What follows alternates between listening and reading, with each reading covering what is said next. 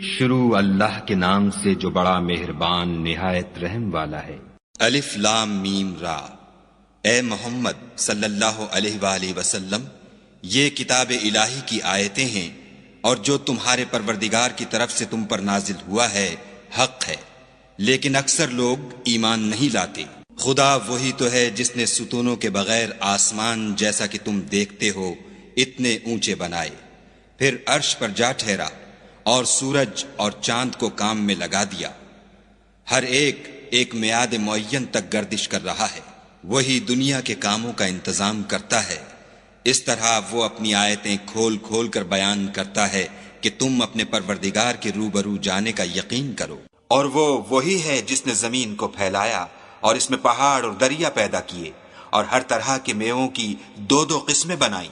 وہی رات کو دن کا لباس پہناتا ہے، غور کرنے والوں کے لیے اس میں بہت سی نشانیاں ہیں۔ اور زمین میں کئی طرح کے قطعات ہیں ایک دوسرے سے ملے ہوئے، اور انگور کے باغ اور کھیتی اور کھجور کے درخت، بعض کی بہت سی شاخیں ہیں اور بعض کی اتنی نہیں ہوتی، باوجود کہ پانی سب کو ایک ہی ملتا ہے۔ اور ہم بعض میووں کو بعض پر لذت میں فضیلت دیتے ہیں، اور اس میں سمجھنے والوں کے لیے بہت سی نشانیاں ہیں۔ اگر تم عجیب بات سننی چاہو تو کافروں کا یہ کہنا عجیب ہے کہ جب ہم مر کر مٹی ہو جائیں گے تو کیا از سر نو پیدا ہوں گے؟ یہی لوگ ہیں جو اپنے پروردگار سے منکر ہوئے ہیں، اور یہی ہیں جن کی گردنوں میں طوق ہوں گے، اور یہی اہل دوزخ ہیں کہ ہمیشہ اس میں جلتے رہیں گے۔ اور یہ لوگ بھلائی سے پہلے تم سے برائی کے جلد خواستگار یعنی طالب عذاب ہیں، حالانکہ ان سے پہلے عذاب واقع ہو چکے ہیں۔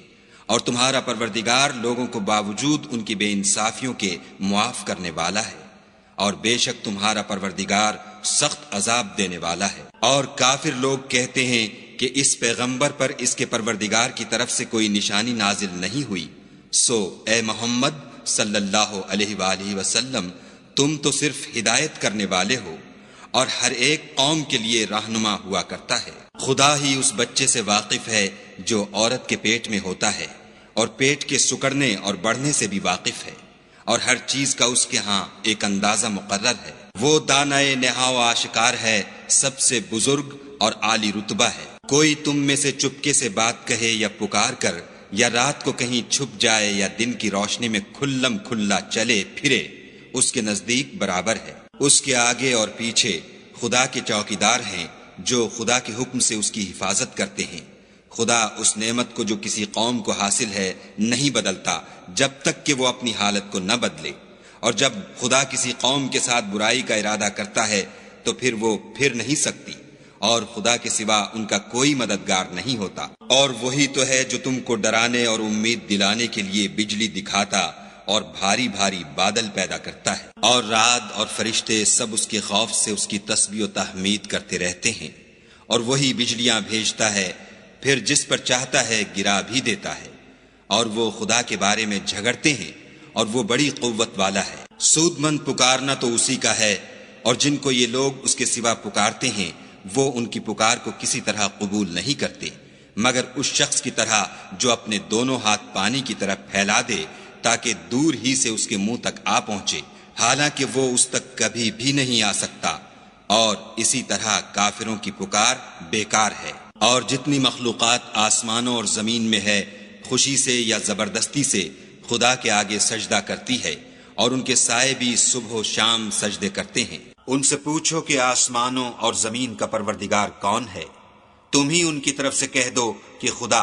پھر ان سے کہو کہ تم نے خدا کو چھوڑ کر ایسے لوگوں کو کیوں کارساز بنایا ہے جو خود اپنے نفع و نقصان کا بھی اختیار نہیں رکھتے؟ یہ بھی پوچھو کیا اندھا اور آنکھوں والا برابر ہے، یا اندھیرا اور اجالا برابر ہو سکتا ہے؟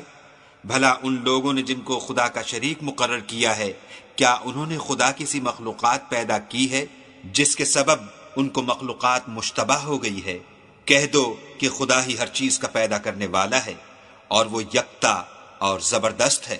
اسی نے آسمان سے میں برسایا، پھر اس سے اپنے اپنے اندازے کے مطابق نالے بہ نکلے، پھر نالے پر پھولا ہوا جھاگ آ گیا، اور جس چیز کو زیور یا کوئی اور سامان بنانے کے لیے آگ میں تپاتے ہیں اس میں بھی ایسا ہی جھاگ ہوتا ہے۔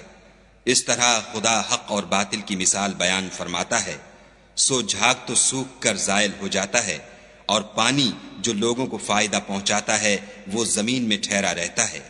اس طرح خدا صحیح اور غلط کی مثالیں بیان فرماتا ہے تاکہ تم سمجھو۔ جن لوگوں نے خدا کے حکم کو قبول کیا ان کی حالت بہت بہتر ہوگی، اور جنہوں نے اس کو قبول نہ کیا، اگر روئے زمین کے سب خزانے ان کے اختیار میں ہوں تو وہ سب کے سب اور ان کے ساتھ اتنے ہی اور نجات کے بدلے میں صرف کر ڈالیں، مگر نجات کہاں؟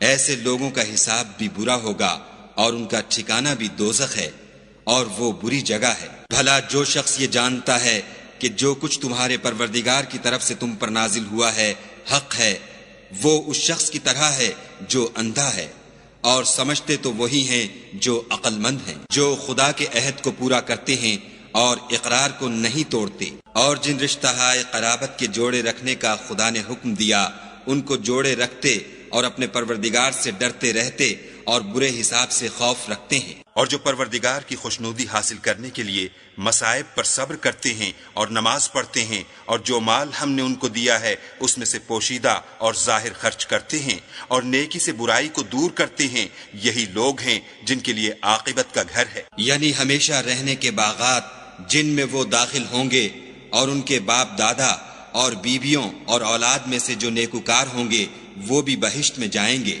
اور فرشتے بہشت کے ہر ایک دروازے سے ان کے پاس آئیں گے اور کہیں گے تم پر رحمت ہو، یہ تمہاری ثابت قدمی کا بدلہ ہے، اور عاقبت کا گھر خوب گھر ہے۔ اور جو لوگ خدا سے عہد واثق کر کے اس کو توڑ ڈالتے اور جن رشتہ قرابت کے جوڑے رکھنے کا خدا نے حکم دیا ہے ان کو قطع کر دیتے اور ملک میں فساد کرتے ہیں، ایسوں پر لعنت ہے، اور ان کے لیے گھر بھی برا ہے۔ خدا جس کا چاہتا ہے رزق فراخ کر دیتا ہے اور جس کا چاہتا ہے تنگ کر دیتا ہے، اور کافر لوگ دنیا کی زندگی پر خوش ہو رہے ہیں، اور دنیا کی زندگی آخرت کے مقابلے میں بہت تھوڑا فائدہ ہے۔ اور کافر کہتے ہیں کہ اس پیغمبر پر اس کے پروردگار کی طرف سے کوئی نشانی کیوں نازل نہیں ہوئی؟ کہہ دو کہ خدا جسے چاہتا ہے گمراہ کرتا ہے، اور جو اس کی طرف رجوع ہوتا ہے اس کو اپنی طرف کا رستہ دکھاتا ہے۔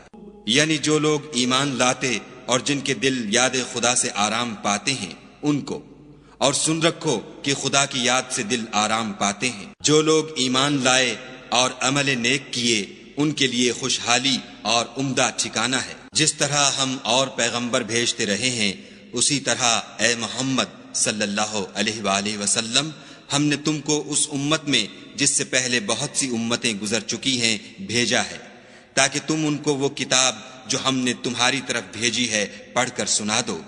اور یہ لوگ رحمان کو نہیں مانتے، کہہ دو وہی تو میرا پروردگار ہے، اس کے سوا کوئی معبود نہیں، میں اسی پر بھروسہ رکھتا ہوں اور اسی کی طرف رجوع کرتا ہوں۔ اور اگر کوئی قرآن ایسا ہوتا کہ اس کی تاثیر سے پہاڑ چل پڑتے یا زمین پھٹ جاتی یا مردوں سے کلام کر سکتے تو یہی قرآن ان اوصاف سے متصف ہوتا، مگر بات یہ ہے کہ سب باتیں خدا کے اختیار میں ہیں۔ تو کیا مومنوں کو اس سے اطمینان نہیں ہوا کہ اگر خدا چاہتا تو سب لوگوں کو ہدایت کے رستے پر چلا دیتا، اور کافروں پر ہمیشہ ان کے اعمال کے بدلے بلا آتی رہے گی یا ان کے مکانات کے قریب نازل ہوتی رہے گی، یہاں تک کہ خدا کا وعدہ آ پہنچے۔ بے شک خدا وعدہ خلاف نہیں کرتا۔ اور تم سے پہلے بھی رسولوں کے ساتھ تمسخر ہوتے رہے ہیں، تو ہم نے کافروں کو مہلت دی پھر پکڑ لیا، سو دیکھ لو کہ ہمارا عذاب کیسا تھا۔ تو کیا جو خدا ہر متنفس کے اعمال کا نگراں و نگہبان ہے وہ بتوں کی طرح بے علم و بے خبر ہو سکتا ہے؟ اور ان لوگوں نے خدا کے شریک مقرر کر رکھے ہیں، ان سے کہو کہ ذرا ان کے نام تو لو، کیا تم اسے ایسی چیزیں بتاتے ہو جس کو وہ زمین میں کہیں بھی معلوم نہیں کرتا، یا محض ظاہری باطل اور جھوٹی بات کی تقلید کرتے ہو؟ اصل یہ ہے کہ کافروں کو ان کے فریب خوبصورت معلوم ہوتے ہیں اور وہ ہدایت کے رستے سے روک لیے گئے ہیں، اور جسے خدا گمراہ کرے اسے کوئی ہدایت کرنے والا نہیں۔ ان کو دنیا کی زندگی میں بھی عذاب ہے اور آخرت کا عذاب تو بہت ہی سخت ہے، اور ان کو خدا کے عذاب سے کوئی بھی بچانے والا نہیں۔ جس باغ کا متقیوں سے وعدہ کیا گیا ہے اس کے اوصاف یہ ہیں کہ اس کے نیچے نہریں بہہ رہی ہیں، اس کے پھل ہمیشہ قائم رہنے والے ہیں اور اس کے سائے بھی۔ یہ ان لوگوں کا انجام ہے جو متقی ہیں، اور کافروں کا انجام دوزخ ہے۔ اور جن لوگوں کو ہم نے کتاب دی ہے وہ اس کتاب سے جو تم پر نازل ہوئی ہے خوش ہوتے ہیں، اور بعض فرقے اس کی بعض باتیں نہیں بھی مانتے۔ کہہ دو کہ مجھ کو یہی حکم ہوا ہے کہ خدا ہی کی عبادت کروں اور اس کے ساتھ کسی کو شریک نہ بناؤں۔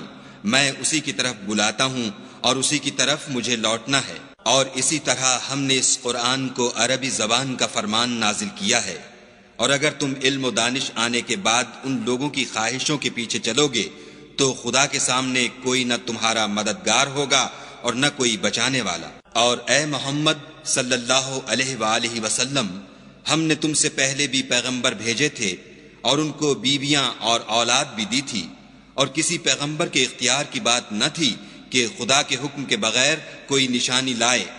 ہر حکم قضا کتاب میں مرقوم ہے۔ خدا جس کو چاہتا ہے مٹا دیتا ہے اور جس کو چاہتا ہے قائم رکھتا ہے، اور اسی کے پاس اصل کتاب ہے۔ اور اگر ہم کوئی عذاب جس کا ان لوگوں سے وعدہ کرتے ہیں تمہیں دکھائیں، یعنی تمہارے روبرو ان پر نازل کریں، یا تمہاری مدت حیات پوری کر دیں، یعنی تمہارے انتقال کے بعد عذاب بھیجیں، تو تمہارا کام ہمارے احکام کا پہنچا دینا ہے اور ہمارا کام حساب لینا ہے۔ کیا انہوں نے نہیں دیکھا کہ ہم زمین کو اس کے کناروں سے گھٹاتے چلے آتے ہیں، اور خدا جیسا چاہتا ہے حکم کرتا ہے، کوئی اس کے حکم کا رد کرنے والا نہیں، اور وہ جلد حساب لینے والا ہے۔